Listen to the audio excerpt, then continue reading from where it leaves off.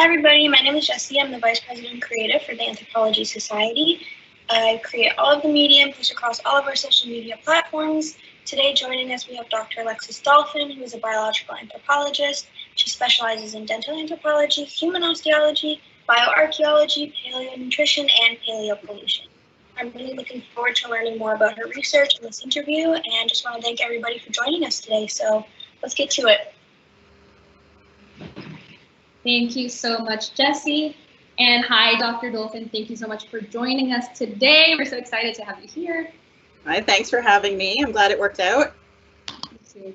So let's jump right in then. And we're asking at the beginning of each interview just to see how each of our profs' lives have changed due to the pandemic. So you've been at home with your kids and your husband, who's also a professor.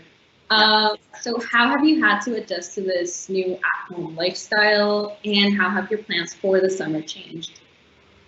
Well, like most people, it just kind of, I don't know, we could see it coming in the news, but then it just sort of happened, and they closed the schools and my life was radically changed. I am broadcasting from my bedroom. I don't know. So this is because I do all my calls from my bedroom floor now, and this is how I have departmental meetings to keep in touch with my grad students. So like a big shift has just been, like, for a lot of us, trying to keep in touch virtually, which feels so weird. But yeah, so it's been different because I also work maybe 2 hours a day now. And, you know, today I was helping my daughter start a web page because she's determined to come up with a cosmetics company. The other week we made like a family YouTube channel, which I'm not going to tell you the name of. And my 7-year-old was like, let's monetize. Like, that's the stuff I'm doing basically at home. So it's kind of stressful because I can't do my work. But at the same time, I feel like we're healthy, so we're lucky. Yes. And also, you know, I'll never have this time with my kids like this again. So, and with Mark too. So, well, Dr. Dolson. So, you know, it's had its upsides for sure. But the big thing was I didn't get to go to Jordan, and that's been a massive bummer. Yeah, of course, that's very sad. But yeah, regarding like that whole like having the kids at home, like I am my parents' kid still. You always will be. Don't worry about it. So they're just, all in all, they're just so happy to have me home for an extended period of time. Like they were like, we thought you were never, ever, ever coming back. I'm like, well, I'm here. It only took it. We're loving it. Yeah, no, I can't complain. I love life in the tropics. It's good. Mm. Talking about the plans that could have been, as far as I know, your research taking place in Jordan has not been published yet in its entirety. But do you think you could tell me more about this project? Like, how did you get involved in it? And how is your expertise as a dental anthropologist coming into play? Well, I mean, some of you may have seen the interview with Dr. Adams a couple of weeks ago. I ended up becoming a collaborator on his project. He's worked in Jordan in this particular region for 30 years. You know, knows infinitely more about it than I do in some ways, like the archaeology. I'm still learning so much. But you know, I feel like it's like one of these examples of several times in my sort of academic trajectory where random chance and luck has completely changed what I've ended up doing. Like, I never anticipated doing work in the Middle East just because I never had that opportunity really. So the way it came about was just really accidental. I just happened to meet Russell because his office was next to mine here at UW, and we talked a little, and he needed somebody to help develop the grant in one part, and then surprise, it worked, and we got the money, and next thing I knew I was going to Jordan, and it was so crazy. But I really love it there. I mean, I've excavated in lots of different places around the world, but I think Jordan's my favorite. And yeah, so luckily, I think it just worked out that the things that I have expertise in just meshed really well with the goals of what Russell wanted to do. When did you get involved with this project? Because I'm just trying to match it with like the time that I have known you. So I'm like, did you I always have like 50 things going on, so I can barely keep track of it too. But geez, I don't know. It was maybe like 2016. It was pretty early. Like I came here to UW I spent 10 years at Western after my PhD, and then it was probably like 2017 or so. We worked on editing the grant together, and then did a bit of time of prep and visits, and then that happened. But when I first came to UW, I actually had started, I had gone to Peru instead. Yeah. So maybe you remember me talking about that, but I had gone with one of the grad students from our program at the time, Jackie Meyer, and that was amazing, but there was something about it that just didn't feel like it was the right fit for me. Peru was amazing, but yeah, so Jordan worked out, and it's just random. Like, there's so many things, like, you try to work so hard as an academic to build something, but sometimes it's just luck. Of course. Yeah, I feel like from what I've gathered from talking with you and talking with different professors, like within life stories and just like in real life, being an academic is just like, you obviously have to work super, super, super hard, but then there's such a big component that's just like how everything ends up like falling into place. Call it luck, call it destiny, call it fate, I don't know, but I just hope that I get lucky as well. Be amazed at how these things do come up though. Like, sometimes you think, oh, well, everybody must have studied this, or everything must have been done with that, or you think, oh, maybe I'm not the person, like maybe I'm not able to contribute something special to this. And then next thing you know, you have this awesome thing happening for you. And anything with travel is my favorite. So I feel very fortunate to have been able to do a lot of that. But okay, so I wanted to talk to you about something that you let me know of recently that's not exactly a secret, but it's not yet heavily publicized. And it's this amazing achievement on your part. So you secured the grant for the Canadian Foundation for Innovation, the John R. Evans Leaders Fund. I just have it written here. It's a long one. And it was a grant for like almost $250,000. When you told me, I was just like, what? How did I not know about this? Yeah, it's crazy. So first of all, congratulations. Thanks. Who knew? Congratulations. And then you're planning on using this grant to develop the ACE Bio Lab, so the Ancient and Contemporary Environmental Bioindicators Laboratory. Also have it written down. ACE Bio is so much easier to say. Yes. But just so we can inform our audience and our students that may be a little bit behind with the news, such as I was, please tell me more of what this lab is about, how different parties will be interacting with it, when will we be able to use it. Just give me the 411 on the lab. Just what's up? Well, okay, so I've written lots of grants for research projects where it pays for you to like go somewhere and do something, or to run lab analyses where you pay somebody to help you.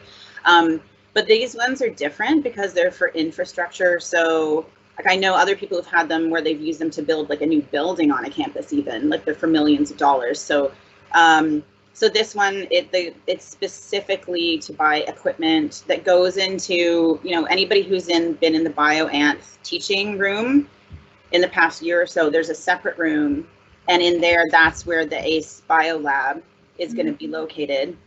And yeah, so it's kind of crazy, but that $250,000 almost bought like a saw, $10,000, right? This couple of microscopes, some things for me to grind and polish samples on, and also this other thing called a micromill, which takes tiny samples. The micromill alone is $70,000. Like, I can't buy that normally. So getting this grant has been amazing because it completely transforms the toolkit of what we have at UW for anthropology students, in terms of being able to prepare samples for various kinds of things, like looking at thin sections of bone or teeth under microscopes, advanced imaging packages and whatnot. But the thing is, today I was actually setting this up in the lab because I've finally been able to get back in with our new lab manager who's been hired. Some of you may know him, Jeff Coffin. who did his master's with me until December. So we were in there hauling like hundreds of pounds of equipment the other day, and then we got it running today. And I'm super excited right away for students, because my plan next time I teach dental anthropology for sure is we'll be able to have students come in and bring their own teeth. I know it sounds kind of macabre, but wait. Sorry. I know it's totally normal for me and not for other people. I get it. It's like bizarre. But like, so what we'll be able to do is people can bring their wisdom teeth or baby teeth, and we'll go through the process of making thin sections and then analyzing them under a microscope to see if they've had growth disruptions or pathology, if they want to know that stuff. I'm not sure. I guess I won't make everybody do it if they don't want to. But so I'm excited to get students in playing around with it. So just like a little bit of a side story, I had my wisdom teeth removed maybe a month and a half ago. Oh, so wow.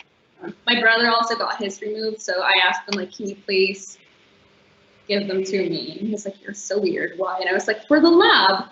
Yeah, it's science. Yeah. Like, I have my own forensic experiment going on in the backyard. It's great. Oh, Like, God. I'm not going crazy or anything.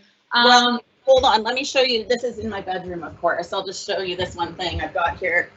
In here, I've got bags of baby teeth from my kids, and they're all labeled, so I know what they are. And my daughter has already been asking me if she can come in the lab now and like do analyses on her teeth. So That's amazing. yeah, I wish it's I not had bad, access but to yeah. when I was. Your daughter's like 10. She's 11 now. Yep, good remembering that. That would have been so cool. Well, she usually tells me my job is boring and it sucks. So this is a turnaround for us. Yeah, that's always exciting. But so from what I'm inferring, the lab will be up and running within the next year? Well, as soon as we can get, like, as soon as people are able to get back on campus, I mean, because 100% it'll be used by grad students, but I picture it being really good for honors thesis projects. Yeah.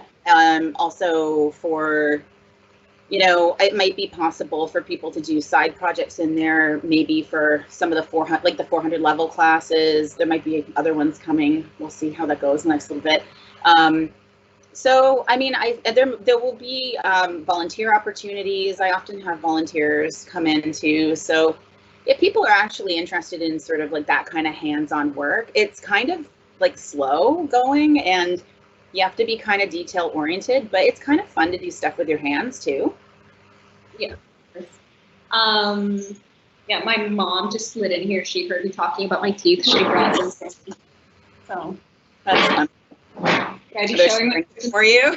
I never knew I was going to be doing that, but here we are. So there you go. Anthropology makes you do weird things. Yeah.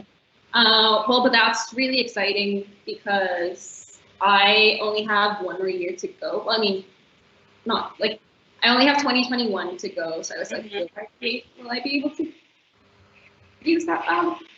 Yeah, I mean, I think it's all pretty easy to learn. It's just a matter of we've never had it before, right? So I would love for people to use it. Like all that money, it shouldn't just sit there. Of course. And I just want to take this as an opportunity from like the entire student body of anthropology to thank you for providing these materials to us. Like our department is really, it's so tiny, but we have such amazing professors. We have such dedicated professionals. You are all like geniuses in your fields, and you're also dedicated like to us and to our learning experience. So like, thank you, because if it weren't for people like you, we wouldn't be able to have these opportunities. So thank you so much. Well, it benefits all of us, trust me, but I'm excited for it. I mean, I don't know. I mean, university, everybody should get a broad spectrum of exposure to different things. And I just think that like the actual hands-on experiential learning is an important part of that. And the more of it we can have, the better. Of course.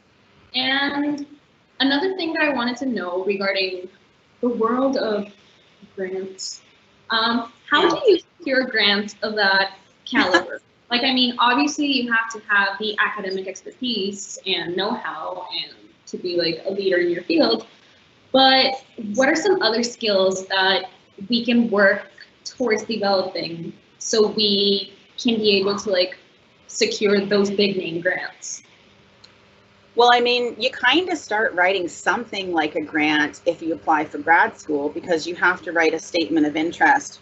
Mm-hmm. And, you know, people always have a bit of a struggle with this because they've never written anything like that before. And so my first statement of interest I wrote for master's was like a totally made up bunch of hooey. Like, I just thought it sounded sciencey. I didn't really know what I wanted to do. I just made up this thing about looking at like fungus and bone, and I don't care, to be honest. I don't think I did then. So, I mean, I'm glad somebody else cares, right? Like, they don't care about teeth, so it's fair. But, you know, so you kind of start then and you're thinking about, how do I sell? Because like, it's sort of weird to have to sell your idea to a bunch of random people and convince them that you are good enough for them to invest their time into, you know, with being a supervisor, or, you know, you're good enough in some way with your ideas, your plan, that they feel good about you handing you a bunch of money. And so, you know, I was applying for grad schools, and sometimes that worked and sometimes it didn't, to be honest. I barely got into grad school for my master's. And because this is a thing to remember too, if you don't get in, try again, because there's so many random things that have nothing to do with you that impact whether you get in or not. So don't beat yourself up if that happens. You just try again. And so, but yeah, these grants, like, nobody really teaches you how to do it. But I think the number one thing is just being really specific or precise with your language. You have to be, it's written more like a manual in a way than prose. And it has to be really super organized. And everything has to be laid out very clearly, like A to B to C, because people sometimes that are reviewing it don't actually have time to read it properly. But this is why when I'm reading people's papers, like final papers for classes, one of the things I often find I'm writing on them is, I think I know what you're saying. I'm pretty sure I know where this is going, but the language isn't tight. Like, it's not exactly saying what they need to say. It's kind of dancing around it, or it's kind of vague. But if you're dancing around or vague in a grant, you won't get it at all. So being succinct and persuasive with our writing, that's a good tip. And it's your own horn, which is highly uncomfortable for some of us. I had heard once, in one of these like online webinars, when a webinar that I joined once, that academics are really just like entrepreneurs in a sense, because we're not building like a company or like a product or something, but we're trying to like pitch our idea to a committee of people, as you were saying, and they have to like believe in us, trust us, that we're going to be able to do something good with our money. So I probably should have paid more attention in my entrepreneurship class back when I was in arts and business, but you know, it's hard in a lecture or a class or a workshop when people are talking at you. Like, it's completely different when you actually sit down and try to write something yourself. You want to get examples from other people. Like, if you are applying to grad school, ask grad students you know or professors you know for examples of other people's successful applications. Or, you know, if you're applying for something like a SHRC for doing a master's, or OGS or one of these other grants, just ask somebody like us. And we usually have a pool of people we can pull on that can help. Whereas, like, you know, when I'm in lectures or workshops, I glaze over. So, like, don't feel bad. Yeah. And then the other thing you said about not being too hard on like oneself if we don't get into grad school the first try, that's really just such a relief to hear someone like you say, because like, I mean, my friends can tell me that, but I'm like, whatever. But to hear it from you, that's very encouraging. It's something that I have meltdowns every other day, basically. Yeah. So it's good to know that Well, I mean, I understand, like, when you're in that moment and you're like trying to figure out what you're going to do next, like it can be so much pressure. And when I applied for the master's, like every one of my closer friends at McMaster, where I did my undergrad, every single one of them got into a grad program except for me. Well, I did get into one in the UK, but I didn't go because it was so bloody expensive. I was like, I refuse. But they all got in, and it was funny because they all got in at Western.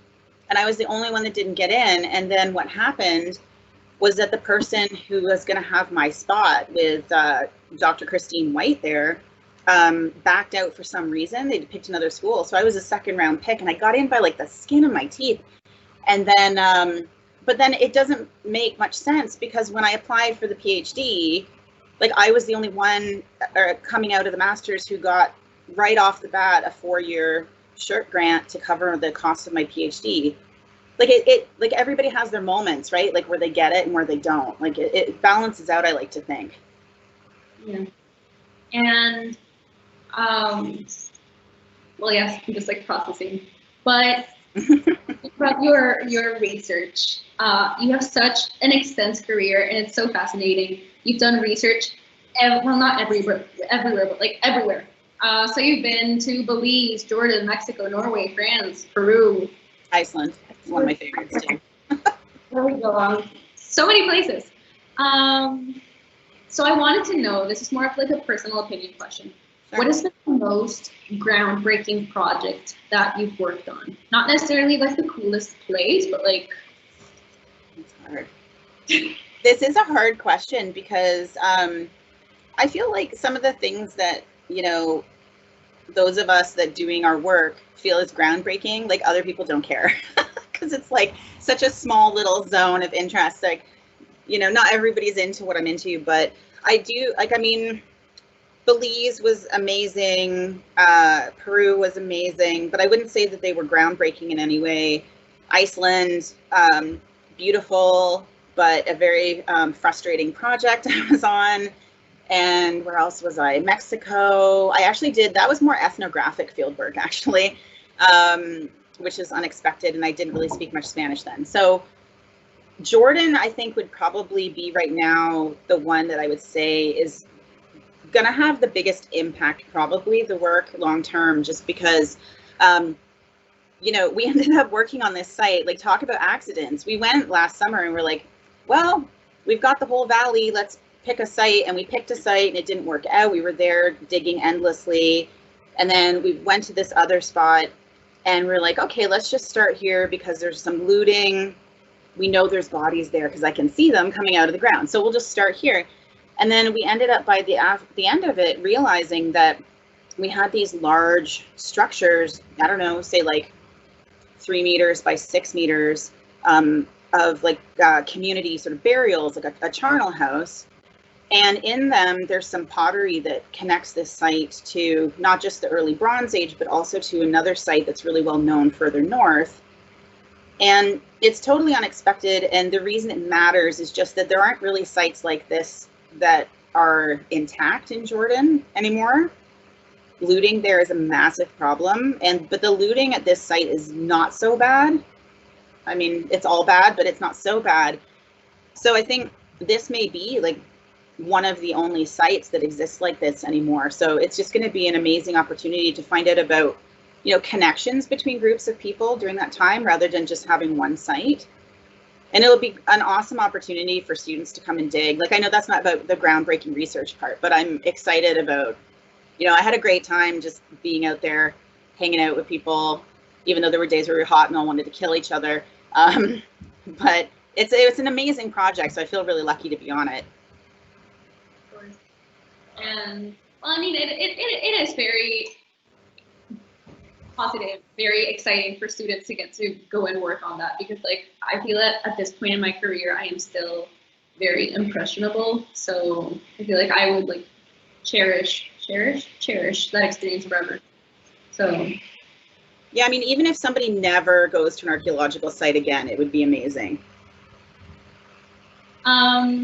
So in the same way that you researched that you so in the same way that you've researched that your research interests like vary amongst different areas. Mm-hmm. With emphases, you told me that you wish to encourage students not to like box themselves into just one subfield in anthropology. So why is this your philosophy?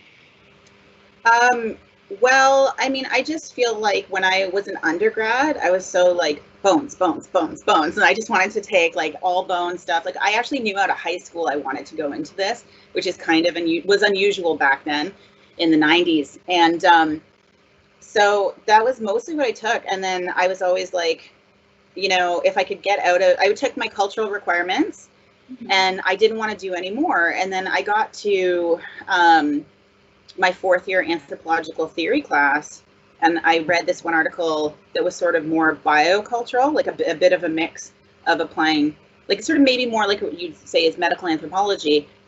And then I thought, oh, this actually, what have I been doing? And then I got to the master's and I started reading a lot of Foucault and Bourdieu and sort of, and then in my PhD, tons of like Merleau-Ponty and just like really things that I admit, like, I don't fully understand.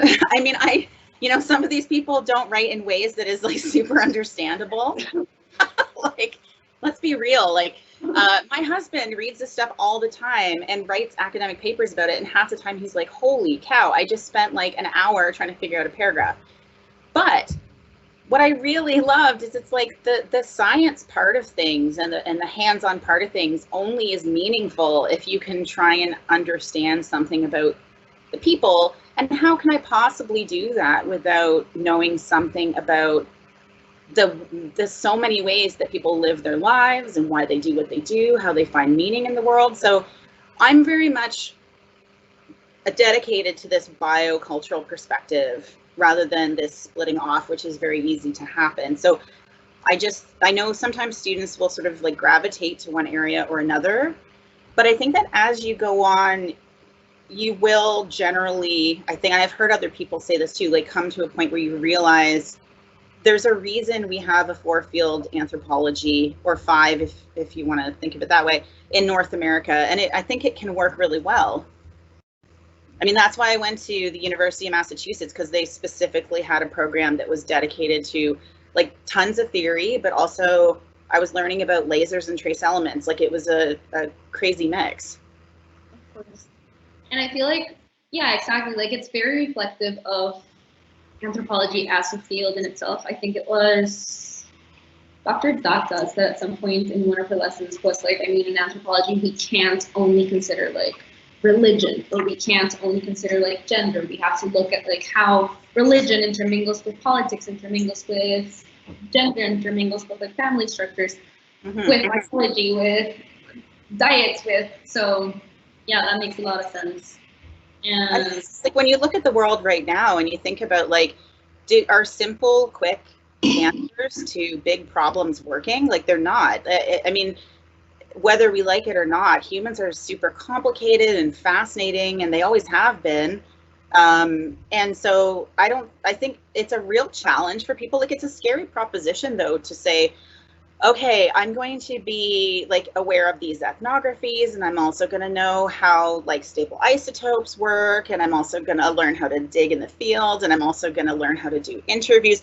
Like it's super scary. But I think the way a lot of us get around that is that we have collaborators. You know, you can't be everything to everyone. So I think it's really important to be able to get along with other people, and you know, you bring out each other's strengths. No, that's very wise. As much as I would like to be able to do it all, I just have to like sit and recognize. Realistic. Yeah. So you can't do everything. But like I know what my cohort of like classmates, my cohort of anthropologists look like, and they're all amazing. We're all such like incredible budding professionals, so that makes me so exciting, because like I know that I will get to collaborate with them. I know that I will get to collaborate with my professors and people that are like my professors. It's just it's such an exciting field. I love anthropology. Well, it is so true though that like people you know now, it might be that 20 years from now, which I know sounds like double your lifetime or so close to that. I mean, it's amazing how like connections I made with people in my undergrad and then in my master's, my PhD and beyond have, you know, you make connections with people, and if you can trust each other, it can really do great things. And this is why one of my huge bits of philosophy in life, but certainly in terms of my career, is like, take students seriously, because I have ended up collaborating with students on publications. People did that for me when I was a student. They treated me more as a colleague than as, you know, like the poop on the shoe model that some other people like to use. So I just think you never know who's going to be a great resource for you in the future, and you can help them too. Of course. And then just going back to like my cohort for 1 second, you're best known amongst like my peers and my fellow students as the authority in teeth. Like that's you. You teeth Dolphin, like yes. So I wanted to know, because I think it's such a niche interest, like, right? But I want to know, like, how did you find this field? Like, what first drew you to teeth? And why not like another area in biological anthropology? Oh my God, like there's no reason I ended up on teeth. I mean, it was just like, I never thought to myself, you know, teeth are not gross at all. I really want to study those. Like, they are gross. That's why I'm not a dentist, right? I say that all the time. Like, yeah, I couldn't do that. And that's, you know, I actually really wanted to go into forensics in the beginning. Like, that was my goal. Coming out of high school, I went into the prof at McMaster, who was the big wig at the time, and I crossed my arms and went into her office, which was so crazy. And I was like, I'm going to be a forensic anthropologist. Can you like do what I need to do? And I can't believe she didn't throw me out. I've never done that in my life. But then, you know, I saw a slideshow at the Canadian Association for Physical Anthropology meetings, CAPA, which is super student friendly. So I recommend people go. And it was a slideshow about airplane disasters and about forensic anthropologists being called in to identify children. And I thought, you know, I know myself well enough that I'm a bit of a suck and a bit of a sentimental person, and I would find that impossible long term. And then in my master's, like I said, I made up this super fake thing about fungus and bone, and then I actually got in, and then I was like, oh, you know, bleep, I'm in, now what? And then I didn't know what to do, and I just read papers the first term like everybody else, and then the tooth stuff just kind of came up because my advisor had some teeth I could look at. And then it was partly too because, you know, when I'm reading about them, it's like they preserve so much better than bone. They are from children, so I found that interesting because children are like, you know, going through they're vulnerable during this period of growth and development. So it, like, oftentimes people see children as sort of the way to sort of assess the general health of a group of people. Like, if the children aren't doing well, then that community is probably struggling. But also because they grow like tree rings, you can actually do things like pinpoint, you know, oh, this stress happened to them at the age of like 3 months, 6 months, 9 months. So that kind of thing appealed to me. And it just seemed like part of it was strategic as well, because I didn't know anybody in Canada at the time. And like, I didn't know much then, right, of course, but I didn't know anybody who was really a specialist in that. And then I just ended up getting a PhD offer to work with like the king of dental anthropology in the States at the time, Alan Goodman. Luck, totally, because he had a grant. He needed a PhD student. I was available. My supervisor knew him, right? Right? Like, this is what happens. And so that's how I ended up doing more on teeth. And then people just sort of start knowing you as a tooth person, where actually, like, I like the tooth stuff, but like I do have lots of other interests, but I only really get to dabble in those or connect to those through my teaching, to be honest, at this point. Like, I'm so busy with the tooth stuff. I feel like that ends up going back to what you were saying, like that we really wish we could do it all, but as people, our like attention span is only like this or however. So yeah. But another thing that I wanted to know is, at what point do bodies and teeth, like at what point do we stop being disgusting to you? Like when do they become cool to study? Like when do they stop being like a sentimental burden? Well, okay.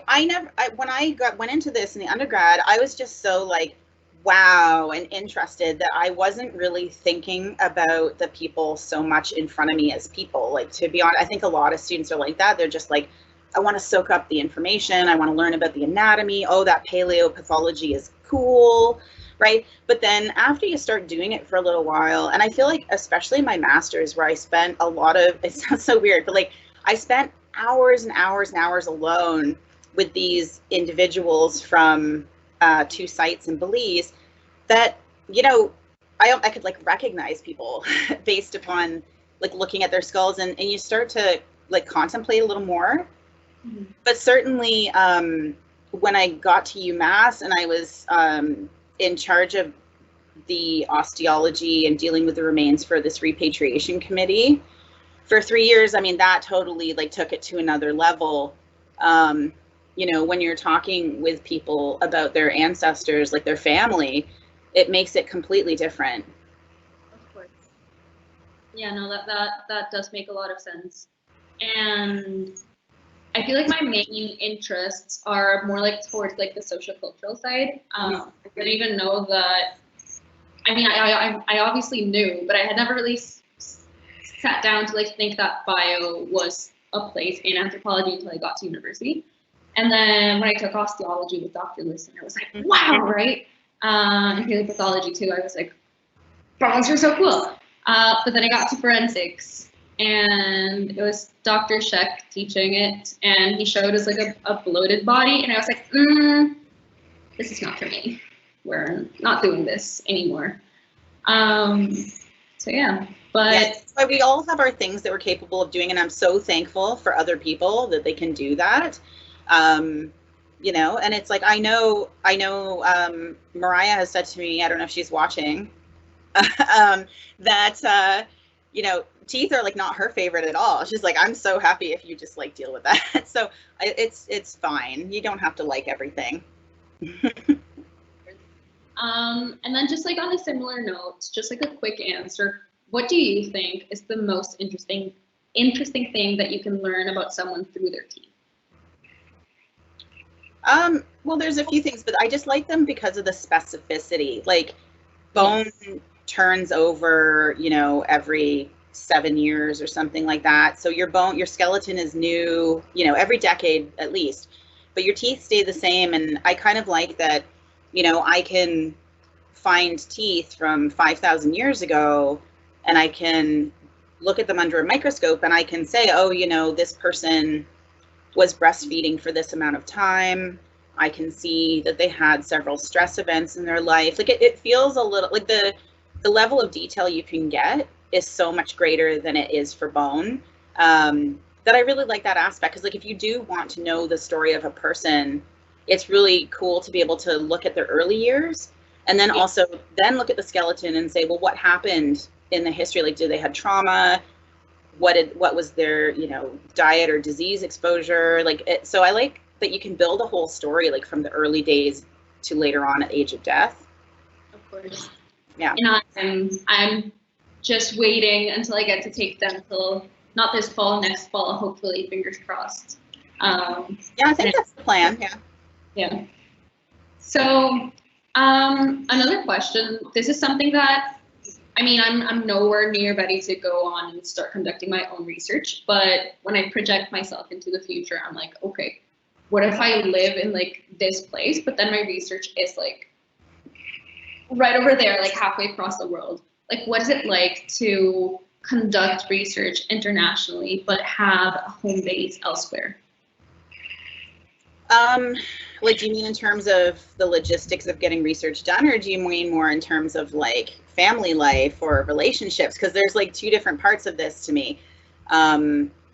I mean, if you're doing research on the other side of the world, you have to absolutely have somebody or some people locally that you trust and that understand you and you understand them, who can do certain things for you to make it work. Like Russell's projects could not work without this fellow named Aladdin, who is on the ground, and he knows everybody, he knows what to do. And, you know, having a local person involved is really essential, I would say. But then like the whole living in one place and having your, you know, maybe your relationships there, and then you have to constantly go away. I mean, it depends on those relationships, but sometimes it's difficult. I mean, it's always hard for me to leave with the kids. Like, it's always awful. But I go because like I kind of love traveling. So I, you know, and you know, now that you can FaceTime and stuff, like I was FaceTiming with the kids in the desert, so it was okay. You know, but yeah, it can be tough, and it's hard to coordinate. But I don't know. I feel like if I can do it, you can definitely do it. Okay. Well, I mean, that's encouraging because I mean, obviously I left my country and I'm studying elsewhere and I'm living in a whole other country. So I'm like, okay, like Camila, like get a grip of yourself. But I start like projecting myself into the future, and then I like get attached to like the life that I don't even have yet. So I'm like, okay, gather yourself. It's all gonna be fine. But talking about just like your career progression, has there ever been a point in your career where you have had to deal with like double standards or like double expectations that you feel that a man wouldn't be expected? I phrased that weird, but yeah, like all the time, like last summer, like every day. I mean, I don't know. I don't want to, like, I don't, maybe not every day, but, and it's certainly, I feel like it's gotten a little easier since I've gotten older. But yeah, I mean, you know, it was funny last summer, we were in Jordan and there were some visitors that came to the site, and anybody watching here who went to that field school last year might be able to guess who I'm talking about. The rest of you will have no idea. But they were guests, and they, the one person was just like so dismissive and assumed that I, you know, was trying to explain to me some stuff about like how teeth are, like how teeth grow. Because he was a dentist. Okay. No, he's like, and I said, oh yeah, you know, like, and I don't get mad. I'm always like, oh yeah, cool. Like, I'm a dental anthropologist. Like, maybe we can talk. And he's like, it was basically like, honey, let me tell you. And I was just like, oh geez, it's not again. Like, that happens from time to time. And it was funny because we would be digging at the site, and some people might remember this, and that when visitors would come to the site, they would always totally bypass me and the students and go to this dentist guy because he was the male, and they'd be like, trying to talk to him about things, and I just sit there and kind of smirk and laugh about it because, like, whatever, it's fine, I guess. But you know, stuff like that. But you know, there in the past, I've been on digs where people, well, actually, no, this even happened. I was in a lab once, and I had gotten my PhD, and there was another guy there who had gotten his PhD, and we were both doing some work in this lab. And the professor had a guest come and just introduced us and was like, oh, here's Dr. So-and-so, you know, blah, blah, blah for the guy. And then for me, it was like, oh, and here's Alexis, you know, she used to be a student of ours. And I was like, that's not the same thing. And, you know, I don't ever insist on people calling me doctor. I feel really strongly about the first name. I like the first name thing. I know some people don't agree with it, but yeah, like tons of stuff like that happens all the time. But it's hard to tease it apart as to whether it was also at some points maybe an age thing, because I got my PhD when I was 30, right? Like, and I know that might sound a bit old, but I got it done a lot faster than my peers at UMass. And I think sometimes, you know, being blonde and female and younger, and then also I work with a lot of people who aren't anthropologists. And I think also maybe because I'm an anthropologist, like you put all those together, and some people just don't expect, I don't know, I don't want to call it like sexism or anything, but I mean, I feel like it has happened, and it does happen. But I mean, and then there's also been like you know, inappropriate things that happen because you're a female that's around, I guess. Like, luckily, not anything is nearly as bad for me as what happens with other people. But you know, that kind of thing. I don't think the guys are maybe dealing with that as much as I've had to, or my friends have had to. Of course. Not to be a downer, but Yeah. But like I'm Latin America. I grew up in a culture that, compared to Canada, maybe is very machista, and it's very like women are supposed to like maybe be at home more, not be like the primary like earners. They have to stay home and tend to the children. So like when I started announcing like this is what I want to do, they were like, oh, how are you gonna like take care of your kids? And I was like, I don't even know if I want to have children yet. yeah, no way. I'm 17. I haven't even like started university. That's crazy. Yeah, I mean, when I started, I was like 100% adamant I did not want children. So I was like, you know, I wanted for me to travel. I wanted for me to challenge myself. Like, my parents never went to university. I had no idea what I was getting into. I just remember watching Indiana Jones when I was a kid and being like, oh my God, he's so hot. And I want to do that. Well, the learning, I mean. So that was, sorry, it's live. So, you know, I wanted to do that early, and I didn't ever dawn on me that like I couldn't do that or I shouldn't do that. It wasn't, and my parents never made it seem like I shouldn't do that, but it was, yeah, I mean, but there was a lot of sexism I found, you know, once I got into grad school and sort of was around other academics, there was sometimes a problem with that, and not just with like older people, with people my own age, for sure. Like expectations. So on a similar line of like expectations and double standards, I feel like imposter syndrome is very common in our field, considering like how difficult it is to guarantee a fulfilling job and to become like successful by that measure. So I want to know, has there ever been a point in your career where you've suffered or been a victim of imposter syndrome? Would you have any advice for someone in my position as to how to deal with it? Well, I mean, I think you have to remember that like if somebody doesn't have moments of like frustration or maybe sadness, like when they compare themselves to others in academia, they're liars or they're probably psychopaths. Because I think that honestly, it's not a system that's built to like make you always feel good. Like, I hate to like that. I don't mean, and I love academia. Like, I love my job.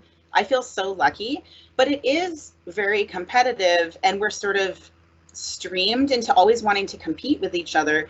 So then you start to have self-doubt, and you're like, am I actually good enough? Am I not?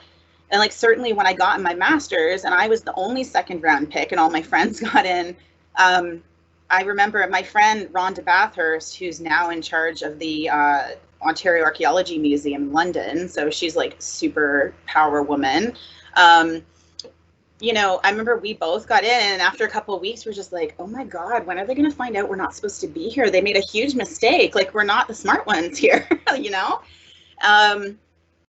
But I mean, I think it's just like, you know, there's always going to be somebody who's producing more than you or getting a higher grade than you, or, you know, but I think it's so hard not to compare yourself to others. And I certainly still am, like, I fall prey to that sometimes still. But I think you sort of have to let it go a little, if at all possible, in that, like, everybody has very special talents and you don't have to be like the other person. And in fact, if you are like the other person, maybe that's not such a good thing. I mean, you need to just be sincerely who you are. And that might be where like the great new idea comes from. So yeah, I mean, it's so hard not to compare with others. Like, it happens all the time. Like, Mark and I still do it. And then we both tell each other, we're like, stop doing that, you idiot. Like, you're fine. But I think every academic kind of does it. You know, And it's so hard. I feel like it's also very encouraging for people in my position, like finishing up our undergrads, to know that people like you that have a career and a trajectory that I admire so much still fall prey to their inner saboteur or inner comparer? Yeah. And I mean, you know, like the other day I was on Amazon looking for, I don't know what I was looking for. And then I saw that, like, I saw this book that somebody'd written, and I was like, geez, Mark, I want to write this book. And like, other people are writing books. I've never written a book. Like, that'd be kind of cool once, like, at the end of my life to be like, yeah, I wrote a book. My name's on something in the library. Like, that would be kind of cool. And I feel like I have things to say, but like, then I'm like, oh, I got 2 hours a week of work, and like, people are getting ahead of me, and I want to be here. But it's also because, like, I'm one of those people who just like always pushes for more. Yeah. And takes on a lot. And so the only person who can help me on that front is me. Like, I have to slow myself down and not worry about what somebody else is doing, because I know I'm doing the best I can. And so I think students just have to take it that way too. Like, you just do your best and be nice to people, and then I think things come together. Of course. And then I feel like that's also very much so, like, at least from my personal experience, like, the profile of an academic is always like, you're always like pushing yourself so much, and like something that I constantly feel is that I'm doing so much, but that I feel that I'm not doing enough. And I mean, fortunately, fortunately I have like a very good support team around me that like grounds me, and they're like, you're doing so much, like, calm down. They like stroke my hair, and I'm like, yeah, like, sometimes it is better to slow down and just focus on doing well on one thing, and then at least feeling like there's an achievement there, even if it's something small, and not worrying about all the big things. Because like, some things I've started haven't finished the way I wanted them to. Like, opportunities I've had didn't play out the way I wanted, and you know, you win some and you lose some, and that's just the way it goes. But yeah, I mean, I think that you know, if you're going to try and pursue academia, you have to be able to drive yourself. Like, that statement you said about being an entrepreneur, I think is really right on. But not to the point of like impacting your mental health, right? Oh, you've spoken too late. We're way on that line. But no, so talking about like imposter syndrome and like situations in our life where we felt like scared or out of place. When I took bio with you back in 2018? I think it was early 2018. Mm-hmm. You told us that when you were, and you mentioned it earlier today too, that when you were a PhD student at UMass, you were the head of scholargist for the Regional Repatriation Committee. Yes. And you told us about how it was like a terrifying experience, like and I remember that point, being a first year, I was like, why was she like scared? She was like a PhD student. She like knew everything already. She was like there. Yeah. That forgive me for that. Like, I was a first year, I didn't know better. But tell me, I want to know, how did you work your way to that position? And what were your responsibilities? And just like, how did you like overcome that terror? Well, I think like with a lot of things like grant writing or like teaching for the first time or what, like, you kind of just jump in. But I will say, like, I didn't work towards that position. I was the only one that showed up at a meeting about it, and everybody else was leaving the committee because they were finishing their PhDs. So then they were like, I thought I'd maybe like volunteer a little bit. I just thought it sounded kind of interesting. I didn't really know anything about Indigenous issues, honestly. You know, and I felt like, why not? Like, I just go along. And then next thing I knew, they were like, yeah, it's yours now, by the way. And I was like, oh my God, what? And so, yeah, I was totally terrified because I felt the responsibility of it, because, I mean, it's not just this like academic thing where you're like, you know, should I cite this person or that person? Or like, should I structure my paper like this or like that? It's like, you're actually meeting with tribal historic preservation officers who are deeply affected by this process. And, you know, each different people from each tribe that I would meet with, you know, had different goals and different concerns and different worries. And so I had no idea, like, I didn't even know who the tribes were when I got there. And I'm like, you know, blonde hair, blue eyed British person, basically. Like, my parents came to Canada when like with a suitcase and like $100 kind of thing. And I knew nothing. But I knew that going to school in the US was really different because lots of discussions about race, like as soon as I got there. And so I thought I needed to know more. And then, yeah, so I was responsible for identifying individuals who were spread across 5 different colleges. Like, because people used to trade, they'd be like, hey man, I need a skull. And I'm looking at feet or something. And then they would trade. So they were scattered across different colleges. One of the colleges actually tried to throw them all out in the dumpster. I don't know if you remember that part, but because they knew that this law was coming to effect that was going to regulate how remains were treated belonging to Indigenous people. But yeah, I had to go to like dinners and represent results at meetings. And I'll tell you, like, some of the people were like, they were kind of scary to me at the time because I just felt like this was an imposter syndrome moment for sure. Because I thought, who am I to represent anything to the folks involved? It was very scary. And I had been told by other people in my field not to touch anything to do with Indigenous anything with a 10-foot pole back then. They're like, don't do it, it's a mess. And I did it anyway, but it was honestly one of the best experiences I had while I was there. I feel like a valuable lesson that I'm learning from this story is just like, take those opportunities that are presented to you. Don't like lower your, we have a saying in Spanish that's in Costa Rica, that's bajar el piso, like don't bring your own floor down. Okay. Like if it's being presented to you, again, call it like destiny, call it good luck, call it, it's in front of you for some reason. So yeah, it was the right thing to do because I was learning all this stuff and I thought, well, isn't this like the ultimate application of what I've been learning? I mean, to actually help people achieve something that should be like reparations in a way, because the way that the remains had been dealt with, even in the anthropology department at UMass and other schools, was not what any of us would consider to be respectful at this point. So yeah, and it was a great way for me to meet some people that I never would have met before. And yeah, it was all extra, like on top of my work. But it was in a way more valuable than any of my classes. Yeah, I think it was just one of those things that like changed my life really. That's really, like I just wish that opportunities like those present themselves to me and that I am smart enough at the moment to take them, because like I don't know how many times like an opportunity has presented itself and I just like let it slip away. I just hope that I am able to be more present and recognize it as an opportunity and take it.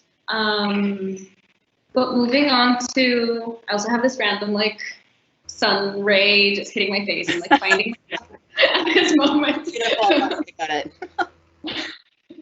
But moving on to like more lighthearted things to sort of wrap up this section up. So when I was in, it's funny that the only course I've taken with you has been bio. I haven't had you again. Yeah, I remember where you sat. Yeah. But when I was in your bio class, I remember the semester before, my boyfriend was taking it and he was like, oh yes, Alexis is great. She's such a great prof. And then you like kids and she sometimes brings her kids to class and they're cute. So yeah, so I was like, oh, fun. Okay, cool. And then you did bring your kids to class at some points and I was just like from the corner of the room. But I remember that at some point you said something that was not like the most appropriate for like a 8-year-old or however old. So you were like, can you cover your ears for a sec? And then both of your kids were like in the corner like that. Yeah, so that's really funny. Would you have any other like memorable stories that have happened as a result of you like bringing your kids along to the university with you? Yeah, I mean, I've had to bring them to classes a few times because if there's PD days and then Mark's teaching and I'm teaching at the same time, somebody's got to take them. But yeah, I mean, I bring them to the lab sometimes. So sometimes there's like graffiti on the boards. Like when you walk into the lab, that's their fault. And I don't know, I brought them to other things, but they get very bored. They don't care really too much about university lectures and anthropology. But Yeah, I think that one kind of sticks out for me because I think I was talking about evolutionary psychology, which I hate. Everybody knows that is taking my classes, because it tries to tell us like how we're all supposed to be. Yeah, I think it was actually a discussion about evolutionary psychology arguments about the evolutionary advantage of rape. And I always find that topic like really awful to talk about. I don't even, it's not my favorite, but I think people should know about these things. And so, yeah, I remember that and being like, okay, I've got to do this lecture today. I hope I brought enough Transformers and snacks that I can completely distract the kids from talking about this.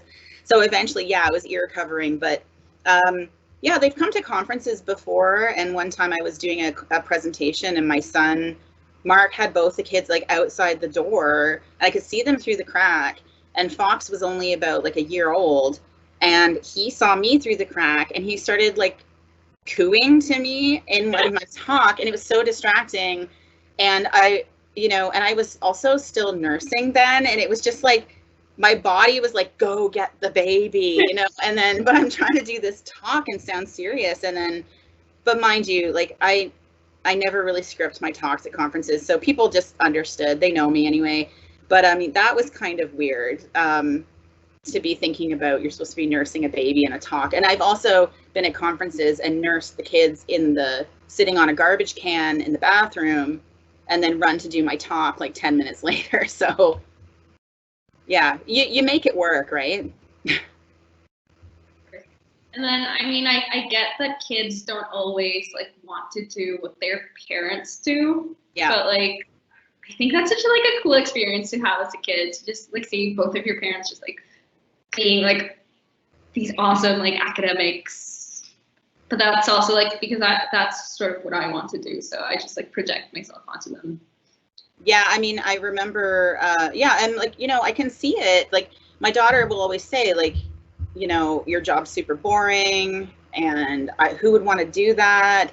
But then over the past few months, as we've been home a lot and all the stuff going on in the news with George Floyd in the States, like she's had this like really deep interest for about a year or two now in like reading about the experiences of people of color, like Indigenous people, learning about, she's got lots of questions about things like slavery and like what, like, I'll be reading her something before bed and she's like, Mom, why is there racism? And I'll be like, holy moly.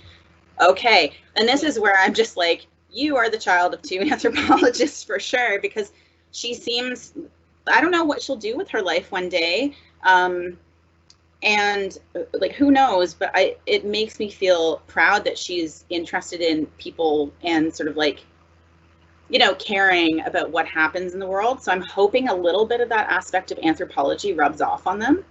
Yeah. But then, again, just to finish up, just another like hurting question. After I had asked Russell to tell me more like romance stories that he knew, like of like people that went through his classes or through his field schools or sites, you messaged me saying that you had met Dr. Dolson like in university too when you were his TA, and I just want to know how did that end up happening? Because like I feel like I see my TAs as like just such like mythical creatures. Like I only started like actually chatting with my TAs as them being actual people, I think, until this year maybe. Yeah, I mean, it wasn't intended, and yeah, I mean, it sounds really scandalous, I suppose, like TA goes after student. Like, it wasn't like that at all. It was just like, he's actually only 3 months younger than me, and I was a TA for skeletal, so you spend a lot of time together, and there were a bunch of students all spending time together. But like, yeah, I was like, he looks kind of cute. And I think, and also you should see Mark sometime. I don't know if you've ever met him, but totally different. Like now he's got the beard and everything. It was just really different then. And he kind of like longer wavy hair, and it was just a no beard, and it was really different. But anyway, I was like, yeah, he's kind of cute. But then, and we were talking a lot, and he was super funny. and seemed really sweet. But then I was like, nope, I'm a TA. You know, this is a power differential. Like, there's no way I can do this. So we had hung out a little bit, like with a group of people, and then we made plans to go on a date the day after the final exam for skeletal. So we didn't actually go out on our own to do anything until the exams were graded. Yeah. But he did tell me that when he was writing the skeletal exam that he almost failed because he kept like just looking at me and thinking, oh, we're going on a date. And then he almost failed. And I felt so bad after. Romance, right? Like it happens. But like I definitely would never have gotten involved while he was a student, though, because I knew if my supervisor ever found out, she'd probably kill me. And it was just the wrong thing to do. Like, I just didn't want to get into that sort of ethical dilemma. So I think it was when I was doing like a tour of the university, like literally my second day ever being in Canada, the person that was hosting the tour was like, she gave us like a statistic, like 6 out of 10 of you will meet like your partner at university. And I was like, because I had another boyfriend at the time, but then look at me now. yeah, So, I know. I mean, it doesn't feel like the most romantic situation sometimes, but yeah, I mean, it totally worked out for us. And I mean, yeah, and I mean, I know lots of people where that's happened. So, I mean, and this is one of those things, though, I often think if that person hadn't given up that spot at Western for the master's program, yeah. I wouldn't have gone to Western. And then I wouldn't have been TAing his class. And I would never have gotten married to him, and I wouldn't have my children that I have. Like, it's just mind-blowing how these little things in your life, like somebody assigned me to TA that class, and I don't know who it was, but I feel like I need to thank them, you know? So bizarre how things work out. It is. Like, whenever I start thinking about all those like tiny micro decisions that I didn't at the time, but ended up having such a big impact in my life today, starting from like when I was bumped up a grade, like in preschool, because I would cry too much because I got bored, so they like bumped me up. Okay. And then put up like a chain of reactions in my life. Yeah. It really is mind-blowing to think about. And yeah, there's nowhere quite as romantic as university, in my opinion. Okay. I mean, it makes sense because you meet people that like, in a way, like are like-minded, that they want to like grow their knowledge and like interested in similar things. So you have like lots to talk about, and I don't know, like I find like the most fulfilling thing to be able to do with like a person is to have like a good discussion, to feel like they're like feeding my brain. And we still do that. Like our 15th wedding anniversary is in like a week or so. And I mean, we still are always like talking about everything. And sometimes it's hard because we're both academics and it's hard to turn it off. But yeah, I think we're both like-minded about academia too. Like, we don't like to be like too stiff upper lip about the business. Like, we like to be laid back. And so like, it's nice because you can support each other a lot too through that. So yeah, I've been pretty lucky. Yeah. But okay, so that wrapped up our long answer portions, and there's a couple of questions over on the Q&A. There's mostly so much love for you. Everyone is saying that your bio class. Guys, so thank you. Yeah, no, I mean, you're definitely you're one of, like, when anyone that's ever had a class with you, like, it's always like, there's like Dr. Dolphin, she's so great, we love Alexis. Okay, but yeah, they're saying that your classes are so great. I often feel like I don't get to be give as much to the students as I want to, because I'm always running around like a crazy person with my head cut off. Like, students see me in class come in all frazzled and crazy, and so I'm hoping that, like, now that my kids are getting a little older, I can be a little more, like, give students a little more attention, because I often beat myself up thinking I'm not doing enough. So it's just funny, like, from the flip side. Yeah. Well, it goes back to what we were talking about. Like, we feel that we're doing so much, but like not enough. Not enough, yeah. And then let's see what else. Someone is petitioning for more courses taught by Dr. Dolson. So tell him about that. Yeah, you know what I will say about Mark is that he gets emails almost every day from students sending him love, and I've never gotten that kind of thing, and neither has anybody else I know. Like, he's just, I think he's just like incredibly respectful and interested in students and wants to help them. And so I second that vote. So I will always try and fight for him to get more classes. I know he's teaching some more next year despite all the cutbacks. Let's see. Someone else is asking if the new lab, so the ACE Bio Lab, will mean more anthropology classes surrounding it. Well, it's kind of hard because there's only 8 faculty members, right? But Mariah and I have both talked about changing things up and offering maybe some more options at the 3rd and 4th level where people can do more projects.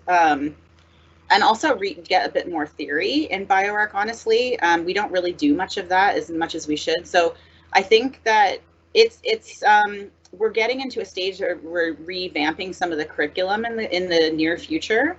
So I'm hoping that we'll see that. But the part of the problem is there's only 2 of us. Yeah. And we have to cover grad classes all the way to like, you know, 1st and 2nd year classes. Of course. No, that makes absolute sense.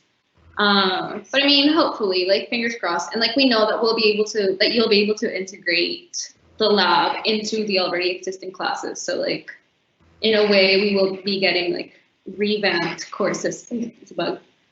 I was thinking of doing just like a reading course where you could have like 5 or 6 people sign up for the reading course, but what we just do is a bunch of lab work.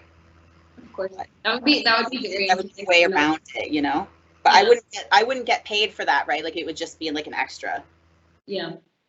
And then let's see, someone else is asking if can we visit this lab on campus, that the Anthropology Society should do an open house on it. Yeah, I mean, I actually thought about doing something with like cupcakes and, you know, like a little like open house if people wanted to drop in. And then of course, COVID happened and everything gets thrown off. But yeah, that's something I've actually thought about doing. But really, like, especially because Jeff is going to be in there as a lab manager for the next year, he can also take people through on tours, and that's fine. That's easy enough for him to do. Yeah, when we can all get back on campus. I feel like there hasn't been like enough like publicity and noise about this lab because it's so cool, really. Just like going back to it, and like over in like the ANTSOC. Hannah Clark, she is writing the articles for these live stories, and she was like, do you think that I could write one about the lab just like as a standalone article? And I was like, yeah, of course, like go for it, brag about it, we love this new lab. Yeah, I mean, it was sort of like one of those things, like when you get these grants, they actually tell you you're not allowed to talk about it, like you're not allowed to publicize it for like 8 months or something. Because the government likes to control when the announcement is, like they put out an announcement and then they're like, yay, and then you can finally tell people. So I think there was like one thing on the website, but yeah, unless people were sort of have been talking to me, they might not know. So this is really helpful. Thank you. It's really so exciting. So I'm glad we're being able to spread the word and to give you the credits that you deserve. But now moving on to the rapid fire part of the questions. So I'm just going to give you 2 options, and then you're just going to choose one. Okay. Whether it's your favorite or the most interesting, and if you want to like expand on it, just let me know. So okay, I have these here on my phone. So stable isotope analysis or carbon dating? Oh, stable isotope, sure. I would just pay somebody to do the carbon dating. Yeah, that's fine. So deciduous or permanent teeth? Deciduous. Because you can actually see things about when people were in utero through those, which I think is kind of cool. No other tissue can show you about what was going on when somebody wasn't even born yet. Yeah, that is very cool. So Homo neanderthalensis or Homo habilis? Neanderthalensis probably, I would say, just because, I mean, there's just been so many interesting changes in terms of how we understand them lately. Of course. And on that same note, hominid or hominin? Hominin, it doesn't really matter, but like to me anyway, I'm sure other people would really care, but I like hominin. That's just like where we're at now. Hominid just is like the old school way of doing it. That's fine. Okay, so cake or pie? Cake, chocolate. Of Of course, yes. With lots of frosting. Yeah, they mistakenly, for my birthday last year, got me a marble cake, not chocolate, with vanilla in it. And I will tell you, Mark is not going to make that mistake again. It was like a very serious offense. So yes, chocolate cake. So 2123 or 2133? 2123, of course. Lumpers or splitters? Oh gosh, that's actually a really hard question. I'm kind of more of a lumper, maybe, in terms of human evolution, but I think sometimes people split off different species because they just want to be famous, and they're just like, oh, I'm going to name it as a new thing, even though it doesn't really look different from what's before. But that's me being a skeptic. Okay, so Mexico or Peru? I really liked Peru, but Mexico, I really loved. I mean, it was a really beautiful landscape, and, you know, yeah, Peru, I mean, Peru, somebody threatened to like rob us with that gunpoint. So I can't really compare the two, you know. So wisdom teeth removal or root canal treatment? Oh, totally wisdom teeth. Mine came out like a no biggie. Yeah, wisdom teeth for sure. Okay, so then final question, AnthSoc or AnthSoc? AnthSoc? Like the Anthropology Society. Yeah, of course. AnthSoc. Okay. Yeah. Yeah. Well, I'm glad that we're your favorites. Of course. So on that same note, this interview will be published to YouTube maybe like tomorrow or the day after. Our team has really been great about that. Like, I am the face of this, but there's so many people working behind me. Yeah. I'm so grateful for them. Thank you. Public shout out to the rest of my fellow executives. Yeah, and thank you from me, because I mean, I've said this to you as an individual, but like, I think this is just really an amazing thing for the department, especially in terms of like a sense of community building. And it's not always easy to like get a chance to chat with your profs about stuff. And so it's been a lot of fun, and I think you're doing like a really great thing for the department and everybody in it. Well, thank you on behalf of all of us. And on that same note, thank you so much for joining us today. This was so fun. It was so insightful. It is well appreciated on my part, and I know that the rest of the student body will be enjoying this as well. So thank you so much for your time. Thank you, and I really look forward to seeing everybody again. I've been in the lab and it's empty and it's lonely and it's awful. Like, I can't wait till we get classes going again. It'll be nice. Of course. Well, so have a good rest of your week. Thank you so much. Okay, and awesome. Take care. Okay, thanks. The internet. Bye, guys. Bye.